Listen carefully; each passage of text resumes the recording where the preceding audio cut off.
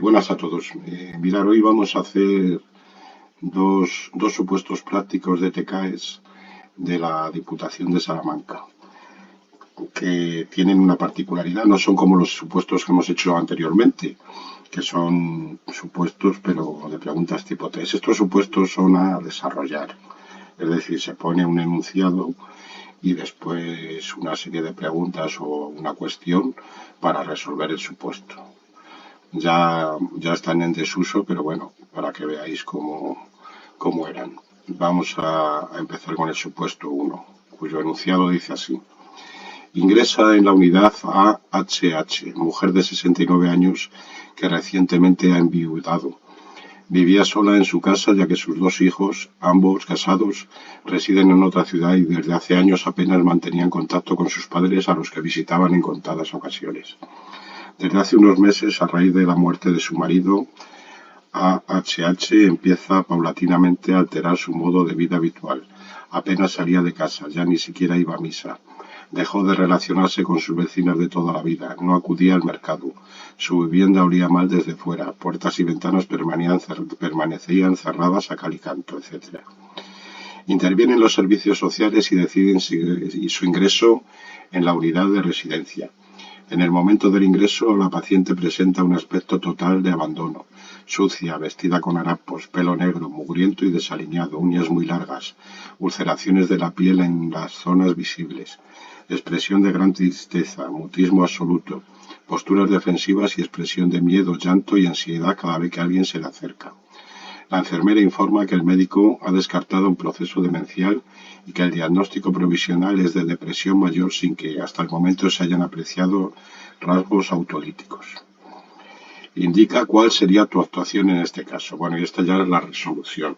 Os recuerdo que estos supuestos son de la Diputación de Salamanca para unas residencias que tiene, tiene una residencia en la propia capital, lo que llaman el Hospital Provincial, y otra residencia también asistida en Ciudad Rodrigo, ¿no?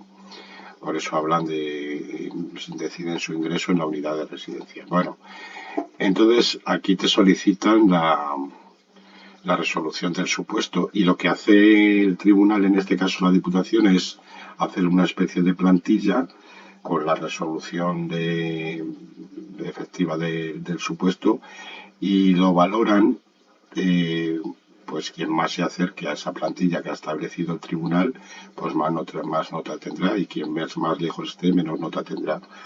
Como esto era una cosa un poco bastante subjetiva, puesto que claro, no se puede valorar como las preguntas tipo test, que eso es impepinable, o aciertas o fallas, pues se dejaron de hacer este tipo de supuestos, ¿no? A desarrollar. Bueno, vamos a ir con la resolución. Resolución del supuesto. Primero, efectuar la recepción de la paciente según el protocolo establecido y las circunstancias especiales del caso. Evitar una aproximación brusca. Utilizar tono de voz bajo, tranquilo o afectuoso. Utilizar todos los recursos no verbales de forma consciente hasta lograr el contacto inicial que nos permita introducir al sujeto en su habitación. Permanecer a su lado el tiempo suficiente hasta que muestre signos de tranquilidad. Comenzar las explicaciones básicas imprescindibles de forma sencilla, clara, lenta y reiterada, pero sin apabullar a la paciente. No culpabilizar y ser siempre conscientes de que su conducta es un síntoma de su enfermedad y no una actitud voluntaria. 2. Proceder con delicadeza al aseo de la paciente. Durante todo el proceso mantener la conversación, reiterar la información, mostrarse afectuosos y firmes con el fin de distraer, tranquilizar, dar confianza. Anotar mentalmente cualquier signo que consideremos relevante para comunicar a enfermería. Ser conscientes de que esta persona pasa bruscamente de vivir aislada y sin apenas contacto social a un modo de vida comunitario con escasas posibilidades de aislamiento. 3. Introducir paulatinamente a la paciente en la unidad y tener en cuenta durante los primeros días que las depresiones en el anciano curan peor que en las personas jóvenes. Frecuentemente tienen episodios de agitación, se muestran irritables y desconfiados, somatizan con facilidad, tienen un mayor riesgo de suicidio, el insomnio es intenso y pueden fácilmente caer en la cronicidad. 4. colaborar en la administración de la medicación oral, prever episodios de desorientación y fugas y estar atentos a cualquier signo de deterioro. 5. Insistir hasta que la paciente recupere los hábitos higiénicos mínimos, procurar que alcance un cierto grado de integración social con el resto de los residentes, vigilar su alimentación e hidratación, extremar los cuidados de la piel, favorecer poco a poco su autonomía personal teniendo en cuenta que probablemente llevará mucho tiempo el conseguirlo, a veces no es posible, y que la enfermedad es de larga evolución, enferma anciana, sin apoyo familiar, viuda. Y 6. Permanecer vigilantes y previa información de la enfermera de los síntomas de intolerancia a los medicamentos prescritos. Bueno, pues este es el primer supuesto. Como les digo, este ha sido el enunciado y esto es lo que en su momento estableció el tribunal que sería la resolución correcta del supuesto. Quien más se acercara a esta resolución, pues más nota tendría. Y quien menos, menos nota. Vamos ahora ya con el supuesto número 2. Mañana haremos, los otros dos son 4. Mañana haremos los supuestos 3 y 4. Vamos con el enunciado del supuesto número 2, que es este. El paciente DVM de 68 años de edad sufre un ataque epiléptico mientras está en la ducha y a poco de levantarse. Cae bruscamente y se golpea la cara contra el borde de la bañera. El ataque es de tipo gran mal y además sangra abundantemente por la nariz, aparentemente fracturada, y la boca. Hay 3 auxiliares de enfermería de servicio repartidos por las distintas zonas de la unidad y una enfermera que en ese momento efectuó un sondaje a otra paciente que se lo había arrancado durante la noche. Y ahora ya lo que nos solicitan de este supuesto. Describe qué conducta adoptarías si fueras la persona más cercana al paciente en ese momento. Es decir, cómo actuarías. Y ahora ya viene la resolución del supuesto. Primero, reclamar la presencia del resto del personal auxiliar de servicio y avisar a la enfermera, alejar a los demás pacientes. Segundo, si el paciente permanece caído dentro de la bañera, sacarle y tenderle rápidamente en el suelo. Evitar posibles nuevos traumatismos durante la fase de convulsiones. Contención ligera pero suficiente. Comprobar, si es posible, que las vías aéreas permanecen permeables a pesar de la hemorragia. No introducir los dedos en la boca del enfermo. Introducir un objeto romo, no cortante o que pueda lesionarle, con el fin de impedir mordeduras. Secar y cubrir al paciente. Tercero, cuando la crisis haya pasado, efectuar de nuevo una comprobación más a fondo de que en la boca y nariz del paciente no hay restos, dientes, coágulos, y una limpieza inicial de la zona con gasas y suero para que la enfermera pueda comprobar el alcance de las lesiones producidas en el golpe.